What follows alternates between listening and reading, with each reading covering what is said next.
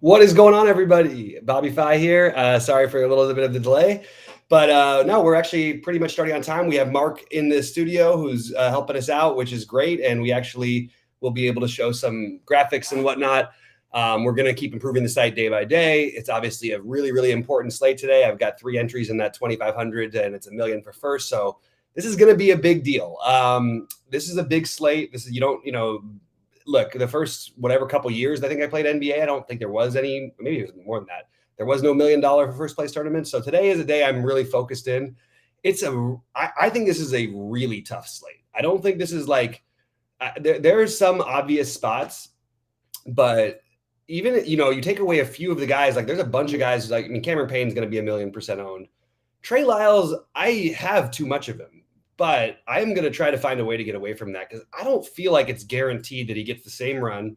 They won that game by 20 plus points. He did start. It was his former team, OKC. I still like the Lyles price and play, but do we really need to go all the way down? And if we do, what are we trying to get with it? That's a really important question to ask today. So I have a lot of lineups built that are you're sort of hoping that the game stays close. Like I'm struggling with a Donovan Mitchell versus CJ McCollum situation, for example. But Donovan Mitchell, that game does really scare me, getting out of hand. At the same time, if it doesn't, Mitchell and Gobert should just absolutely go nuts. Like they should go nuclear here. Like you should see 50 out of Mitchell, and you should see, I don't know, potentially 50 out of Gobert. It's just there couldn't be a better matchup for them. They're playing in Coors Field, and it's really, really hard to ignore that. The other weird spend up things that I'm having is I really like Shea, but if I'm going to play Shea, I want to play Jokic because that probably means the game is at least close enough to where Jokic is doing a crazy amount, and he's just the surest fantasy points in the slate. I understand that Giannis isn't going to be very high owned, but neither will Jokic, by the way. The thing is, this is by far Giannis's worst, with the team he performs worst against from a fantasy perspective in real life. He's always struggled with them a little bit. He's also got help on his team. It's not like they need to rely on him. The only difference is that Miami is now more of a threat. And Giannis in these types of games is a guy I always want. Sort of a similar situation with Jimmy Butler. This is a tough matchup in some ways for him because they sort of funnel everything into mid-range, which is what – I'm sorry, they funnel everything to the three-point shot.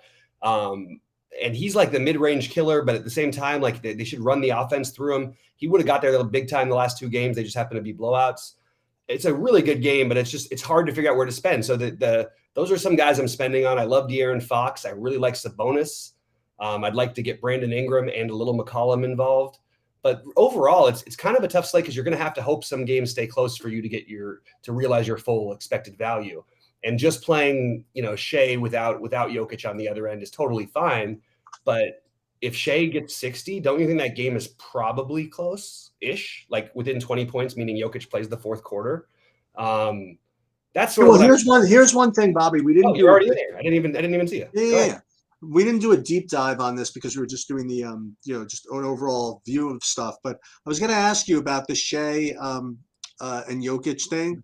What it's been again, it's anecdotal, right? I haven't really just done the work on it, but when we talk about Shea being, that guy that he always brings out fantasy points from the other team too, is it confined though to maybe playing Shea alongside like guards and guys like that? Does the Shea Jokic thing make enough sense, or is it just it doesn't matter? It's like the highest scoring guy from both teams have to make it work.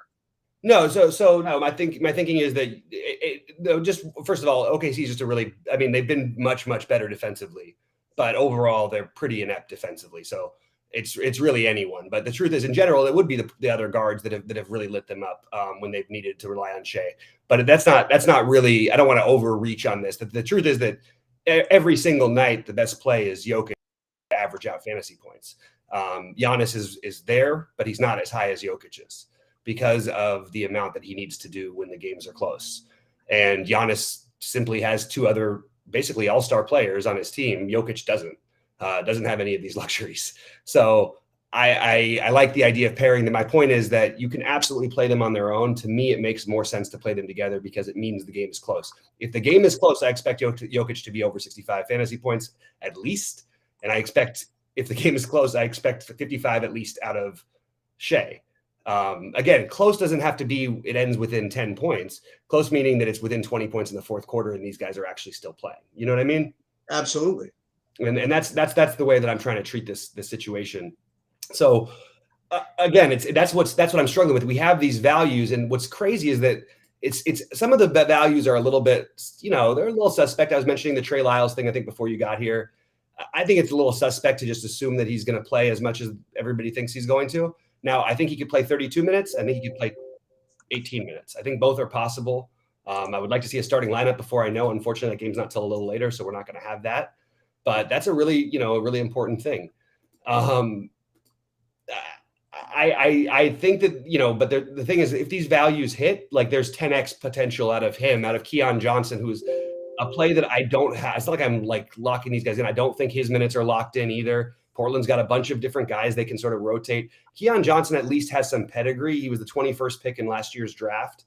And there is some thinking that they would want to probably give him some run. Why wouldn't you if you're Portland right now? Sort of semi-tanking, but also, trying to win games with their young guys and sort of this other, aside from Lillard core, and maybe they can find some value in these guys. So you'd think Keon Johnson would be the most obvious one. But the thing is, it's not that I expect all these guys to get there, but when they get there, I think that like between Keon Johnson, Trey Lyles, Cam Payne, Garrison Matthews, Poku, Krejci from OKC, Gabe Vincent. Other than Gabe Vincent, well, even including Gabe Vincent, I expect at least 3 of those guys to go 8 to 10x tonight.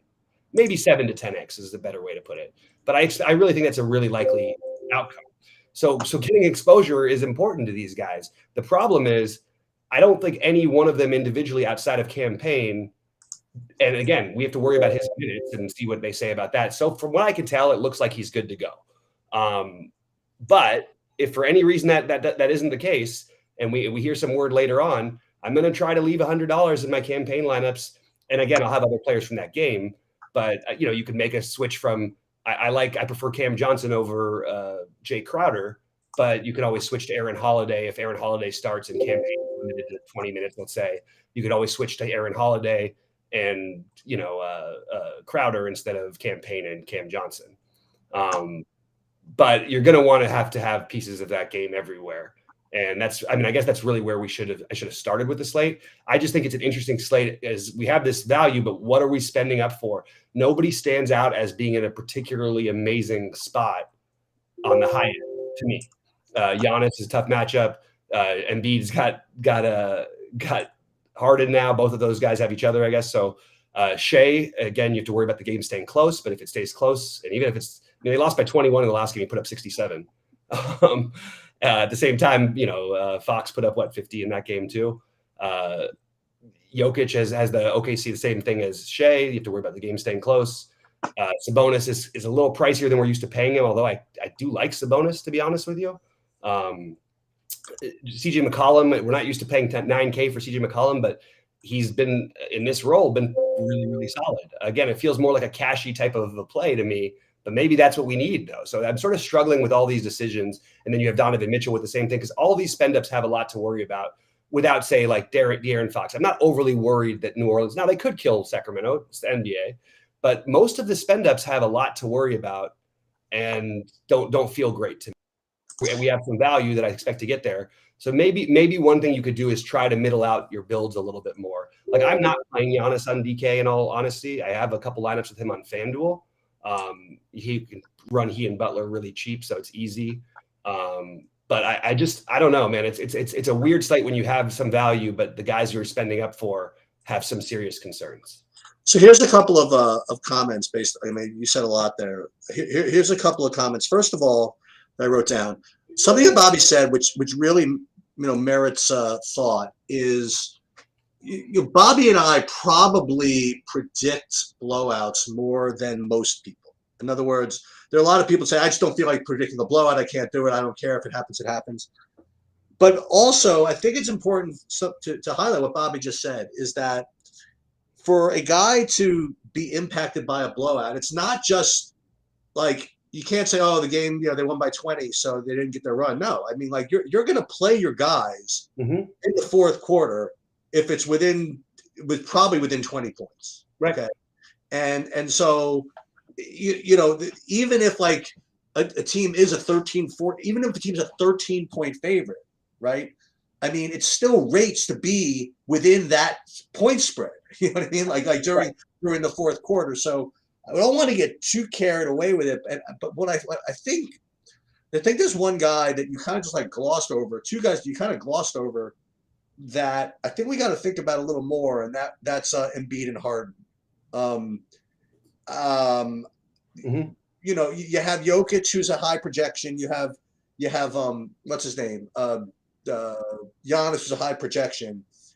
And if you're going to compete with those guys in any way, or fade them or pivot off of them, there are a couple of ways you could do it, right? You could go for those high mid-range guys, but even those guys are fishy. You know what I mean? Like Shea has his own fishiness. Butler has his own fishiness. You know what I mean? Mhm. Mitchell, whatever. So maybe we should, give a little more consideration to Embiid, for Mhm. example, or Harden.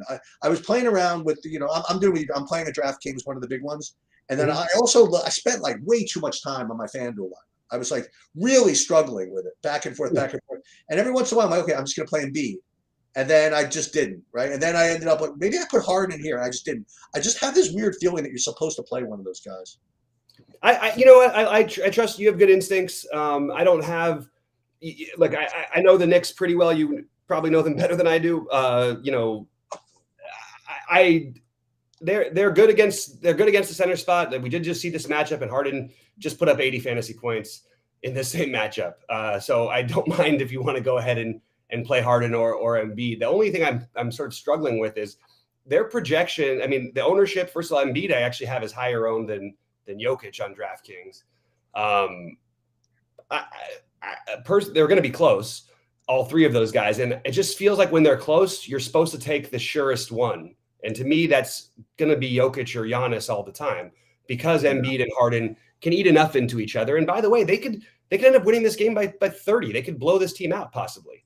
But I think that you're right. You probably want to get some exposure to them. I don't currently have them in my big build on DK. But in my current big build on DK, I have none of the aforementioned. I mean, yeah. I have nobody over 10K. Yeah. And it pains me. That's like to turn a. No, I look. You know what? I guess the dad joke for today is anything regarding the word pain, right? Right. I know. I actually like that though, Sheets. I think that's a really legitimate way to build. It's interesting because you're going to be leaving some good point per dollar plays on the table. And the other problem again is, like you said, like if you play Shea, you know what I mean? Like then you also kind of wish you had Jokic. You know what I mean? Like, yep. So I'm gonna, Mark's pulling up some questions here for us, and I'm gonna address some of these. The thoughts on Love. I don't really have any thoughts on Kevin Love today. If we have of Darius Garland back, and we should know that. We'll know that before lock because it's the first game. Wait. Before we get into his questions, I have one more guy I have to talk about because I brought him up earlier. I was hoping this wouldn't be the case. Dude, I'm still getting this Olivier Sarr from Oklahoma City. It's roulette with Oklahoma City. There's nothing else I can say. Okay. You could play roulette with I prefer Poku because I know that they have some investment in it. I'm getting this also a 6x projection on a guy I literally cannot pronounce his name.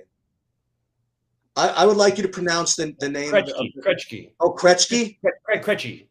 You know how he's spelled on my spreadsheet? Krejci? No, Krej ? All right. Well, look, the minutes projections for OKC are just a purely guessing game now. Okay, fair enough. There's really nothing I can shed light on because they're going to play the hot hand thing, and even then they might play the cold hand because they're trying to lose. It's really tricky with that team. You've got a million guys who could play minutes, but I don't know. Like it's. I would side with Poku as the better value than the other ones, and potentially. Does anybody know who that guy is? Olivier Sarr. He's just a guy. He's a big body. He's not like a number one stud guy or anything like that. He's just some dude. Okay. No. They need somebody to match up with Jokic. He played 25 minutes in the last game. His point per minute. Here's some more info. He signed a two-day two-way day contract with Oklahoma City Yep. on February 21st. That's when they appeared in 2 games over this. He appeared in 2 days over the COVID one. He had a G League industry. He will have the ability to swing between the G League team and the Thunder, most likely spending time in the G League. However, they signed him to this thing. On February 24th, he played 1 minute. Okay. Mhm. And then the next day, he played 21 minutes. And then the 28th, he played 26 minutes. Yeah, and in perfect environments, he never got there. I don't know what to do with him. Like, Okay, I'm just talking it out. That's all. Yeah. No, exactly. I guess that if I'm going to do that, I'll try to maybe even find 1,900 from Obama if I'm going to pay that at center. Right. No, and it's like, I mean, look, you could make the argument for like they might start Derek Favors out of the blue in this game, and if I know Derek Favors is not playing, Sarr played because Favors, they said, were out of the rotation. So obviously, if Favors is starting, like I'm not playing. Right. I'm just saying with OKC, it's really hard to predict in advance what they're going to do with the minutes because we've seen all the different things. The one thing is they do have less bodies available tonight than usual. They're only going to play 10 guys. That's less than they usually play, the normal 14 or 15 or however many they allow you to play these days because they literally dress. I feel like they've got like 30 guys on their bench all the time. And they all look, I'm not going to say, I can't say they're good or bad. I can say that the only one of the bench guys from OKC that really stands out for me is Poku because I know he has a ceiling. I know he's aggressive. I know his usage rate is good. I know they have some stock in him, and that's it. That's the one I can back. The Krejci thing, if I know for sure that he's starting, I might take some shots there, but I don't know for sure that he's going to start again, and we're not going to know till later. He shot the ball poorly, missed all 6 of his threes, and still put up 20 fantasy points at minimum cost. He would be the one I would side with, and I think I will probably get a little bit of Krejci. But what are we doing all of this for? Yeah, I know. And that's sort of what I keep going back to. And last night was a great example because that was one thing I got really right. I said, look, Luka was 82% owned last night on FanDuel. 82%. He put up like 40 fantasy points. You know what I mean? When you have these guys, like it's just there's so many. They're going to get outscored by the slew of guys in the 8 and 9Ks plenty of the time, with the exception of Jokic and Giannis. You know what I mean? They're pretty much always going to get their 60-ish or whatever. Anyway, I would love to address some questions before we do go because we've got a few things. So go ahead, you guys. Please hit the like button as Rhodey's saying in chat. Let's answer some questions. Let's see. I'm going to go to the top unless Mark can pull some of them up. I was answering the Kevin Love question. I didn't get to Kevin Love without Gaff. If you have no. Kevin Love is always a good tournament play, basically. So for large field tournaments, yes. I don't think he's a guy I can find my way into my 2,500s. I think that there is every bit a chance that he plays 16 minutes as that he plays 26 minutes. Now, in 26 minutes, he can put up 40-plus fantasy points. We've seen it plenty of times. But Darius Garland is the one extra body that might make things a little bit more sticky for him. Because with Markkanen back, it didn't bother me. And then everybody's like, oh, but look, Markkanen's back and it's killing Love's action. Well, those of us who stuck with Love the other night felt very good with it. We did because he put up 41 fantasy points in 26 minutes. He played 14 minutes and 16 minutes the 2 previous games. And you just don't really know with the minutes with him. But with Garland and Markkanen out, I would have really liked him. But you have Garland. If Garland's in, I'm going to play Garland. I'm going to play I'm going to play Jared Allen. I know people are playing Mobley, and I totally get it. But I really like both Garland and Jared. I have Allen in my my big lineup in FanDuel, actually. Yeah, I have my big lineup on DraftKings. I'm at one of my big 3. But I really like those guys. So I just am not as quite into the Love thing. Go ahead. Can I ask you about another guy? Yeah. Another value guy. What do you think of Drew Eubanks?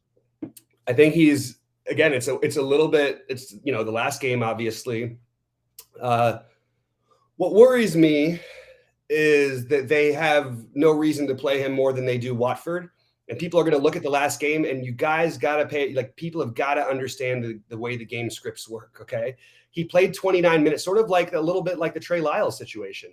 He played 29 minutes in a game that they absolutely got thrashed. And the game before that, he had 7 fantasy points in 20 minutes. I don't know where his minutes projection should be because it's new to the team, new to the situation, but it could be as little as 16 and it could be as high as 32. It's probably somewhere more in the 24 to 26 range. So minutes wise, I have him as a play, and I do have some exposure to him more on FanDuel than I do on DK. But I think that he's fine. I don't think there's anything exceptional or that you need to play him. I think he's fine. But I think you could make almost a similar, like if it was a tiny little slate, I would just say, oh, we'll play Watford instead. You know what I mean? Who's actually been on the team longer and could end up getting just as much run and being just as productive. He's a pretty productive per minute player. People say, oh, they need size to go up against 8. Well, Watford is the same thing. You know what I mean? So and Greg Brown can do the same thing. So it's not like there are plenty of bus paths for him. There's no guarantee at all about Drew Eubanks. I happen to think he's a pretty good fantasy point per minute player. So I have a little interest, and I'm just stacking the hell out of that game. I mean, I've got like 5 players from that game in most of my lineups. Like, it's nuts. I'm even getting some Ellaby in there. I'm getting Josh Hart, more on draft FanDuel, obviously, because he's really cheap over there. But I'm going to force in some Anthony Simons for sure. I mean, this is a game that should stay close now. I have no idea why the spread is still as high as it is, personally. I know Portland's been getting thrashed, but take away Chris Paul and Devin Booker, and what do you have? You have at best, you have a team that wins, 40% of their games probably for the season? I don't know. It just doesn't feel like a spot they should be favored by this much. Anyway, let's get to some more questions before we go on here. Okay, so if we were to do a 5 and 5, who would it be starting with on FanDuel? So that's part of my thing I didn't get to today because I was going through so much research that I ended up writing out my picks and everything like that. But on FanDuel, the guys who I have as priorities are Brogdon, Jimmy Butler, one of Jokic or Embiid. I prefer Jokic. I like Burks' price over there. Campaign, those would be my main guys over there. I'll tell you my exposure is exactly on FanDuel. What I did, by the way, on FanDuel, for the hell of it, I actually max entered the $9, and then I put one big lineup in the 555. I'll give you the exposures in the 150. So campaign, I have 75% of over there, and then the next highest owned guy I have is Mike Conley, at 5,400, and then after that is Giannis over there, and then there's a drop. I got Michael Bridges from Phoenix. I am playing Jokic over there, CJ McCollum, and Shea and Brogdon. So those are my top guys over there. That makes a lot of sense to me. By the way, guys, if you want to have a really good bet, one of the easiest bets of the day while you can still do player props, bet on Cameron Johnson's over in assists. The guy's averaged for the month about 4.5 or right around 4, a little over 4 per game, and that's with some with Paul and some with Booker. And this is in February, and he's got a 2.5 assist prop, and these guys are gone. You know what I mean? I feel like I could have been 4.5, and I'd still probably Cam Johnson. So it should be better for him, obviously, with those guys out.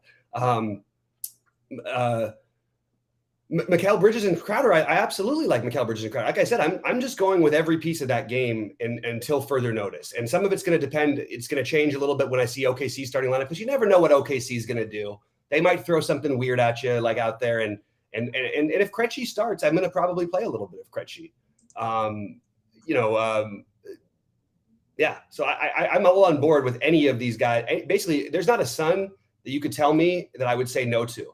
The answer for large field tournament. Like if you're playing the whatever sheets, I would encourage you to make sure to force in some Aaron Holiday instead of Campaign in certain lineups, just because he's going to be so low owned, and there's definitely a path where it could go the other way. But the truth is, we'll probably have time to adjust because of if we hear Campaign's only going to play 20 minutes or something like that. Right. I don't think is going to be the case. What is the spread in that game? It's 11, but it can't be right still at 11. That's what I've got it at right here. But I mean, honestly, I haven't tried to bet it, but it's one of my favorite bets of the day for Portland side of it. I mean, I still think Phoenix could, sure, they could win by more than 11 points, but like, why is it 11? Like, it just feels like too much. Oh yeah, projections and ownership are definitely going to be very low on Crowder and Bridges, but there's some reason for that. They don't really initiate any of the offense. All these other guys we're talking about do. It's not like they're getting this giant boost that you think that you're getting when these guys are out. So that's the question you have to ask yourself. And people, that's where the projections are right. The projections understand basketball, and people sometimes try to figure it out. They're like, oh, but it's a huge boost. But I'm like, yeah, it's a boost, but it's not as much of a boost as you think it is, because they rely on other people to create shots. Jay Crowder has not taken someone off the dribble in like 9 years. Okay. Mikal Bridges is a 3-and-D player. Now, Cam Johnson is a little bit of a 3-and-D player, but he can at least initiate some offense. Well, let me talk to you about that for a second, because you brought up Mikal Bridges, and you reminded me to bring up something I wanted to bring up when you were talking earlier. So Mikal Bridges, Trey Lyles, and I bring up C.J. McCollum too. A phrase that we've thrown around a lot is role change, and how someone may or may not have changed their role, and that might impact, how we're supposed to think of them. Like you mentioned that Mikal Bridges has historically been someone who stands in the corners and do anything, every once in a while gets some rebounds or whatever. But I think it's hard to deny that, I don't know, that in the past couple of weeks, he's just been doing more, I think. And is that my question to you, is that an illusion or is that accurate? And I want to bring that up alongside of somebody like, CJ McCollum, like you said. I mean, he's just in a different role there, and is that real? And somebody you brought up yesterday, I don't even know how he ended up doing, but the idea behind like KCP, like we had different thoughts of what he was supposed to be, but when you get in a different situation with a different 5-man unit and you're called upon to do different things, how does that change? I guess Trey Lyles is a guy I would never play. You know what I mean? And off of just one game is you know what I mean? He played one game in a 20-point game against his former team, where he had more shots in that game than he did in pretty much forever. Yeah. You know what I mean? Like, I'm looking at his whole game. That was his season high in shots. Actually, going back in November, he had his, you know what I mean? Yep. So he is a guy that we're just going to freaking jam at 50%, at 40% ownership. I don't know, man. I am completely with you on it being suspect. I still think that the truth is, though, the upside is enough to be there. The problem is, like, it's like one of those things where it's like, okay, you're afraid. The reason why I'm afraid of fading him, if he starts, assuming he starts, of course, is that I'm not afraid of him getting 25 fantasy points. I'm afraid if I don't play him, I'm afraid of him getting 40. And that is a possibility, especially against these Pelicans. So he either becomes absolutely necessary or a great fade, but it shouldn't be at the ownership that he's going to be at. So I agree with you that the smart, if you're max entering, like I would try to be half of that ownership, but where I'm playing high buy-ins, I can eat a little bit of that chalk because I'm making plays like Jared Allen, who no one's playing. You know what I mean? And the truth is, enough, if he plays 26 minutes, just by being on the court in this type of a pace should be enough for him to get there. Like, you know what I mean? And get there pretty easily. Like, if I play him, I'm not going to feel bad about 20 to 30, but I think there's an upside of 40 plus. That's what you got to kind of think about. You know what I mean? There really is. It's this silly thing they do on RG sometimes is they put this ridiculous ceiling thing. It's just absolutely made up, just completely fictitious, completely based on, I don't know what the algorithm they run. It's a terrible algorithm, whatever it is. When everybody on like the Kings, they've hit that higher than that ceiling multiple times in the last 4 games. Like, so obviously that's not the ceiling. Ceiling should mean what it is, a ceiling. Anyway, but I do think Trey Lyles is a clever fade in large field tournaments. I don't know if I'm going to be able to do it in more than maybe 1 or 2 of my big 3 lineups.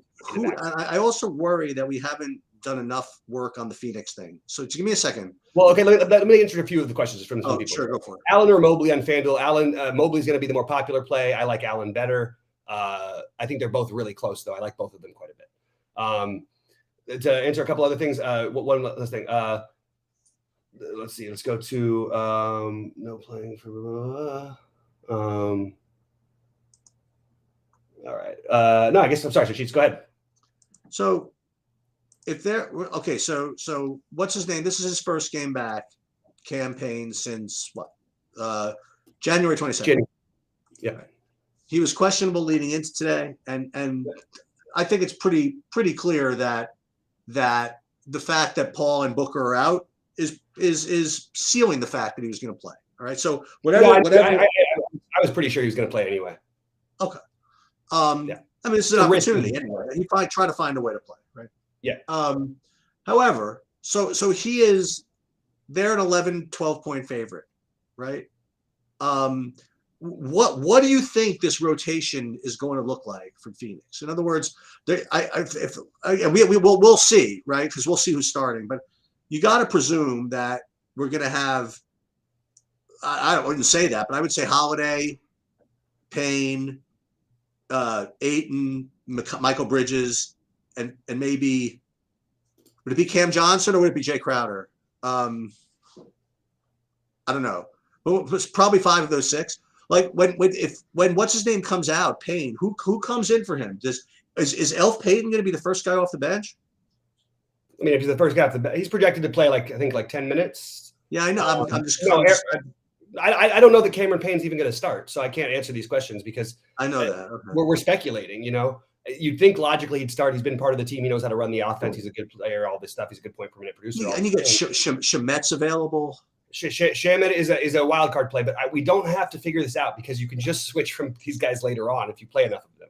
And like I said, I'm encouraging people to try to get at least 3 players from that game in your lineups. In order, I would go Cam. So what I think will happen is Holiday would be the other natural one to bring in because none of these other guys who are starters, it's not like other teams that were like Poku can run like sort of a pseudo point guard. In some ways, Scotty Barnes and Pascal Siakam for Toronto can run sort of as like they can play the point guard, the point forward position, whatever you want to call it. None of these guys have that ability exactly. Cam Johnson being the closest of all of them. And in terms of running your offense through anyone, it's going to be DeAndre Ayton. So Aaron Holiday would be another one who you could bring off the bench who I think will play plenty of minutes tonight. Shamet would be my next guess, but it could be Torrey Craig and it could be Elf Payton. If Elf Payton is starting, you're going to play Elf Payton. Okay. This is not like we can make that change. And even if you have to leave something on the table, or maybe you want to get up to Bridges instead and not play Cam Johnson and get a little lower, whatever, do something like that. I'm going to still play Cam Payne regardless of knowing that he's in, but I'm going to get some exposure to anybody else who's possibly starting. And the guys who I'm interested who aren't starting for Phoenix are Holiday. And I think you can take shots on Shamet and just hope he gets hot. And you can take shots on Torrey Craig because he can be an effective producer and has shown a little bit more ability to score this season, I guess is the best way to put it. I don't really know what else to say. But the real only ball handlers they have are Payne, Holiday, Shamet, and Payton. That's literally the only guys who have to bring the ball up the court. Mikal Bridges can catch it near half court and then walk it up and stop and then hand it off to somebody or something. You know what I mean? All right. You know what? I have a question. I'm going to pretend like I'm just like a listener, right? Okay. I have a QQ. Ready? A QQ utility position on DraftKings, 4,500 or less. That is not Cam Payne. 4,500 or less. That's not Cam Payne. I mean, I think that you have a legitimate case to be made for the guys you met. Well, Gabe Vincent would probably be the. You like him more than Drew Eubanks? I think he's a better play because the minutes are more secure. But I think Eubanks probably had. Well, I can't say he has more upside because any one of these Heat guys can knock down 8 threes in the game, and Gabe Vincent's going to get 30+ minutes to do that. But I think Eubanks and Vincent would be your answer. And what about? I'll throw another one in there. Or Poku at 4,100. And I like Poku already. Yes, absolutely. I'm not finding builds where that's coming up for me because I'm either playing centers or guards in my utility on almost every line. Yeah, I have a lineup right now where I have Eubanks in the utility, but I have 200 left. So right. I'm just wondering if I could make a huge upgrade. Probably not. Your best case would probably be to play the Gabe Vincent. But you know what that does? That plays too early. So yeah, I think I'm probably going to keep Eubanks. Yeah, you get more switchability. I mean, look, if Watford Eubanks, boom, that's it. Then you switch over to Watford. You know what I mean? It's very simple. Or if Holiday starts, somehow Holiday starts, but Payne's also playing. Maybe you could play Holiday and Payne together. You know what I mean? There's a lot of ways those starting lineups are really going to dictate what happens a lot on the slate. And I appreciate the getting the news that Garland is in. I just can't emphasize enough that I really like Darius Garland tonight. This is a perfect matchup for him. It's a perfect matchup for Jared Allen. I'll just point out the last time these two teams played, Jared Allen had 63 fantasy points, I believe. Maybe it was 67, somewhere in that range. And again, Mobley's another really good play. Other than that, the first games, oddly enough, the Indy Orlando game, it feels like you should be stacking it a little bit. But the only guy I'm really getting, I kind of want to play Wendell Carter Jr. I get it. I'm totally good with Wendell Carter Jr. I personally am playing Jalen Suggs. I think he found himself a little bit. He's going to be streaky. He might put up 10, he might put up 40, but I'm good with that. That's the way you win tournaments. He was when they played the other day, he played 28 minutes and put up 36 fantasy points against the same team. It's hard for me not to at least take notice of that. His usage has been phenomenal. Like Jalen Suggs didn't have this kind of usage in college. Like I don't know. It's really been good. The weird one though that no one's going to play, that we haven't talked about is that people should play some of is Cole Anthony. Yeah, I like Suggs, but come on, man. Like Cole Anthony, you know it better than I do. Like he can all he has to do is just get a little hot. You know what I mean? And next thing you know, boom, he's got 50. He can put up 50 or 60. I mean, we've seen it before this season. So I really like the idea of playing that. Butler is 9,200 on DraftKings. Who is? Butler. Cole Anthony, by the way, on FanDuel, not on DraftKings. He's cheap on FanDuel. Butler, I know, and I'm forcing him into a lineup because Sheet, you know my belief. Like you play these guys when the games really matter to them, and Jimmy Butler, even though the matchup hasn't been good and this team has struggled and all this stuff with these guys and all that, I just feel like it's going to be on his shoulder. But by the way, I'm also forcing in some of Bam. Bam has had huge games against this team in the past, which is weird because he has to guard Giannis a lot of the time. But just with the bigs thing, he can dominate. All right, guys, a couple questions before we get out of here because I have to get to finishing my lineups. So, Bobby, let me take you through the questions that are on screen here. We got Nicholas Dunbar is asking about Harrow on FanDuel as the last spot on his lineup. Yeah, in fact, I actually I just double check his. I would prefer Harrow on DraftKings in general, obviously, because of 3-point shooting and it lends itself more to his skill set. But I think that he is a really good low-owned play in that game, and he's 6,200. That's fine by me. That's what they do. They'll force you out to the 3-point line, and that's what Tyler Hero can do. So if he gets hot, you could be looking at 40 plus pretty easily. All right. Red Pill Owl wants to know if you like Lyles or Josh Christopher on DK GPPs. Josh Christopher falls into the same category of some of these other really thin-looking plays. It all depends on whether Dennis Schroeder plays or not. If Schroeder's out. I had that up on screen earlier. Yeah. Oh, my bad. I didn't actually. No, that's okay. Busy going through my stuff. So, but Kevin Porter's in. I think Josh Christopher is a good large field play. I don't think I would play him in high buy and small field stuff. So he won't be in my 2,500s, but he might he'll probably end up in a couple of my $15 buy-ins. David wants your thoughts on Rudy on FanDuel. I think Gobert is I think he has a massive ceiling. Love him for tournaments. I'm just going to double check his ownership duel. Sheets, any thoughts on Gobert tonight? I like him a lot. I just can't quite make the build work. Yeah, I think that's a really clever play, though, on FanDuel because it's so easy to pay up at center or pay down. So I really like the Gobert play on FanDuel. Brandon Goodwin just announced off the bench Wednesday. So yeah, because they're starting Schroeder. They're starting Porter, yeah. Okay, that makes sense.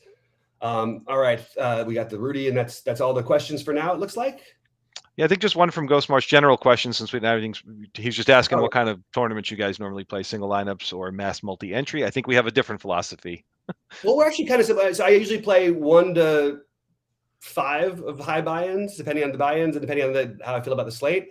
And I also mix in all the single entries as well. But I'll play like 20 to 30 lineups in the $15, and then I'll play all the $4 stuff and all that stuff. But most of your bankroll should be put towards either single entry or smaller field tournaments because it's very, very hard to win tournaments with 10,000 people. Sheets, awesome. Anything you disagree with or agree with, throw it in there. Yeah, I usually play 20 lineups.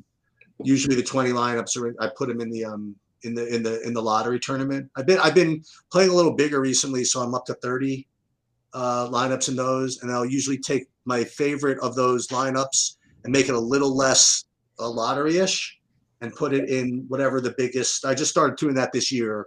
After I had a lot of good successes, I started playing like that big stuff that Bobby plays, like that 555. So I'll play that, one entry in that, and I'll also play usually usually 3 entries in like that, whatever that box out thing is, like the 88 or something like that. And then I'll probably put in one lineup in like the 3 max or something like that. Yep. And I just want to throw something out there that I think is important to know. I usually make changes throughout the day and I try to find things. My FanDuel builds that I posted on our site are basically almost exactly the same as they were when I posted them. There's almost no differences, and they're only in some pivots, and all of those are going in some tournaments for me. So do with that what you will. The last time that came up, I ended up winning the Munster. So I'm not saying that I'm going to win the Munster tonight. I'm just saying that it's I haven't found the need to change a bunch on FanDuel yet, based on any news we've had today. I have a question. Who's your favorite? If you're playing Phoenix, who's your favorite Portland guy? On FanDuel, it's Josh Hart. No, on DraftKings. On DraftKings, it's Anthony Simons. I have some Eubanks. I have plenty of Keon Johnson, which feels weird. But again, I'm going to give a little bit of stock into the fact that this is the 21st overall pick from last year's draft, and that they're going to try and develop these young guys while they're losing games. All right, Bobby, you got time for 2 more before you Yeah, skedaddle? I got about 4 minutes. Okay. Forward position on FanDuel for high buy-ins. David's looking for some guidance. Cam Johnson, Mikal Bridges. Mikal Bridges, by the way, cheaper over there. Also, skill set tends to be much better on FanDuel because he'll get steals and blocks, which you get 3 for, and you get obviously more of a bonus over there than you do on DraftKings. So I really like that. And those are my and I have a lot of Giannis and Josh Hart. Those are my main guys. Nicholas Dunbar's looking for his last cheap value piece. Eubanks or Lyles on FanDuel. I think you've answered similar questions earlier. That's a good question, but I think that Lyles is the more obvious answer. I think that Eubanks, they're close. I think that Lyles is probably the chalk, the right answer, but I don't mind getting some Eubanks. Okay. And Ghost Marsh wants to know what site we were all from. I guess the True DFS logo in the upper corners. I got to make it bigger on a future slide. But that's where we're from. All right. I think that's everything that was in the chat. Awesome, guys. Hey, good luck to everybody tonight. I'll be in Discord trying to answer any questions. Again, it's going to be a little tricky like a few minutes before lock, but I will get to every single thing I can. Sheets, good luck tonight. Mark, thanks so much, man. Great job, and really appreciate everything. And we'll get out of here. I'll get out of here. Sheets, you're good. I'm just going to shut my screen and mute my screen. Is that okay? Okay. Before 6:45. Yeah, great. Yeah, so I'm sticking by my guns. By the way, I'm not going to be playing any of the highest price guys on DraftKings. In the big buy-in, at least. You like Bam? That's really interesting. I have 5. It's funny because I have 500 to spend, and I have 500 to spend, and let me see where Bam fits in. So Bam is 8,700 at the center position. If I did that, I would have to not play that guy who I really want to play. Like I really like Donovan Mitchell tonight. I want to play him, even though I don't really have too much to do on the Houston side. Although with who was just ruled out over there? Schroeder, you're telling me, was ruled out, right? Correct. So if Schroeder is ruled out, I presume that Porter is available. Could be a very interesting. Could be an interesting kind of run back if I wanted to do that with Schroeder out. That's got to help Porter. So if now all of a sudden I have too many guards. So I had Fox. I like Fox because I want to place McCollum.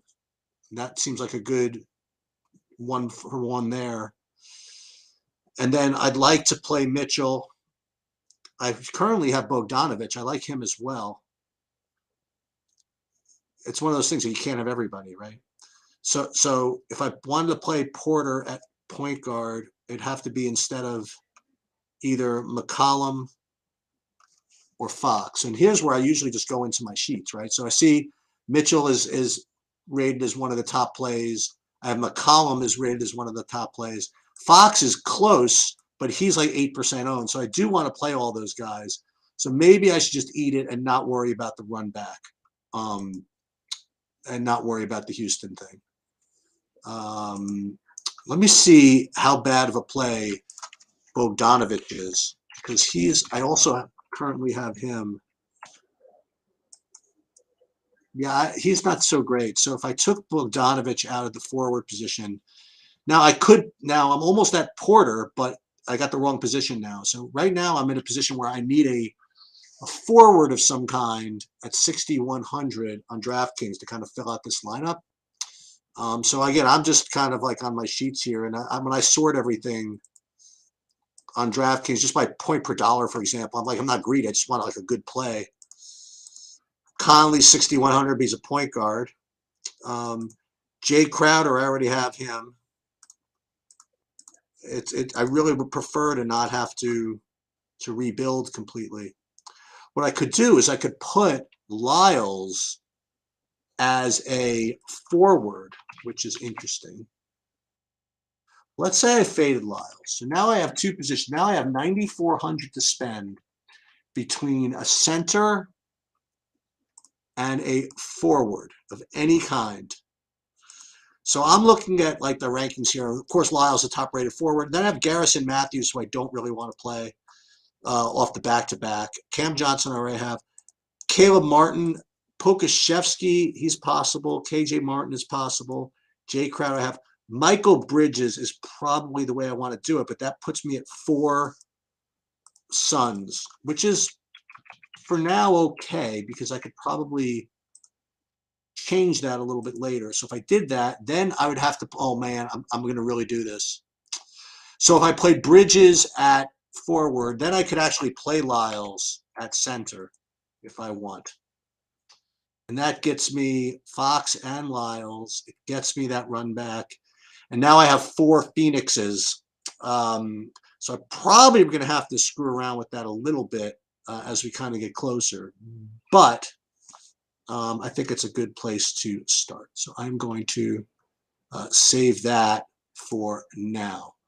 Let me see what questions I can come up with. Eubanks or Lyles on FanDuel? That, sir, is a very, very good question. Let me pull up my sheets and see what they say first.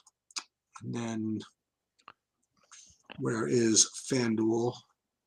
So you've got Trey Lyles as the number 2 point per dollar player on your sheets right On now. FanDuel, huh? Sorry, I'm looking at DraftKings. I will switch. Yeah. So on FanDuel, if it rated by point per dollar, yeah, I still have Lyles, and then Eubanks right under him. There it is. Right?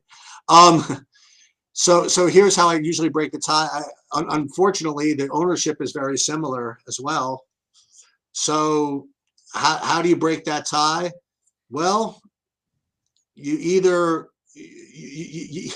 first of all, the Portland game is later, sort of, right? So maybe you could err on the side of that, or think about if you also have Phoenix guys, it probably makes sense to play Eubanks. But I will say this, that I think both of them are somewhat fadeable, because as we went over, Trey Lyles in his last game, I mean, he hasn't had a game like that since November. And I would probably try to avoid that if possible. That's why I really struggle with why I'm even doing this on DraftKings. Part of it is I reserve the right to kind of change it. But between the two of those, to answer your question, I think it is kind of a dead draw. David is asking, who am I all playing at the forward position on FanDuel in the high buy-in tournaments? I can actually just give you kind of a straight answer for that. I'm just going to actually pull up my FanDuel lineup and tell you who I am actually playing. Now, again, when you ask that, I can tell you who the best play is, but that's not necessarily who I'm going to be playing, if that makes any sense. Because if I really like somebody at point guard or small or shooting guard, and I'm just kind of left with with a forward, then I'm just going to get the best one available. So who I am playing is, it's hard to say, right? Because so funny. At FanDuel, they don't let you search for your high buy-in stuff really easily. So what I can do is I'll go into SaberSim and go into my FanDuel build, which I'll show like this right here. And I think I just did kind of the top buy-in over here. So it looks like it's got to update. It's just taking a little while to update. And while that's happening, I will. Okay, so I think I actually built that one by hand, so I'm probably still not going to give you a straight answer. But I do have a lot of Giannis, a lot of Cam Johnson. I actually have a good amount of Michael Bridges, Josh Hart, Bojan Bogdanovic, those guys. But I think Giannis is a very strong play. Now, again, I talked about all of this, that Giannis usually has a very poor game against Miami. I guess I just haven't learned my lesson. I think 11-3 is just too good of a price. So I'm just gonna do that. Maybe you could help me. I'm sitting here are all my lineups, and I can't. I total dollars. I want to rate them by total dollars. I just can't even find it unless I go all the way to the bottom. I don't even find my big buy-in. I can't even find it. It's like ridiculous. Let's see this. Oh, let's go. See, this is my lineup. I don't know how FanDuel just doesn't even.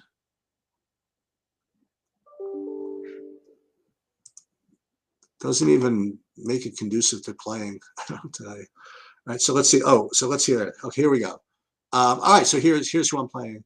I am playing Lyles. This is the Jared Allen. That's kind of like the hoodoo play.